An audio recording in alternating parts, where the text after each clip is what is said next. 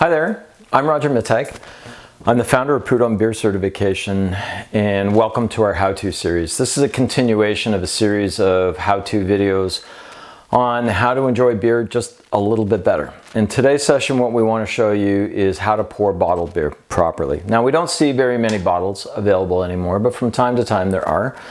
And we just want to demonstrate how to do it the right way. So first of all, I'm using a beer called Dragon Stout. Now, Dragon Stout normally might go into a wider glass, but Dragon Stout is an imperial or export stout, and it's got a little less flavor than most stouts have, and it's very thirst quenching, and it's also much higher in alcohol.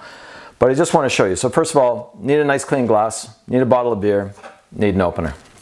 So we're just going to open this beer, and we're going to set it down right there. So first thing that we do is pick up the glass by the bottom, because we always have to think that if we're pouring for someone else, the bottom third is for us, the top 2/3 are for whoever's going to drink it. So we're going to start on a 45-degree angle. It's pretty simple. With this type of glass, 45-degree angle is very important because it's narrow and we don't want it to explode too much. So we want to go in a little bit more gently. So we're going to take the beer and we're going to start on a 45-degree angle, and we're watching for as the foam starts to build, and you'll notice that I just slowed down a little bit because I've got some really nice foam there and I want to maintain that foam all the way to the top.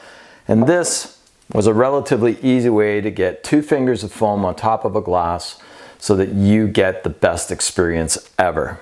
And for me, that's the easy part about pouring from a bottle into a glass. Cheers.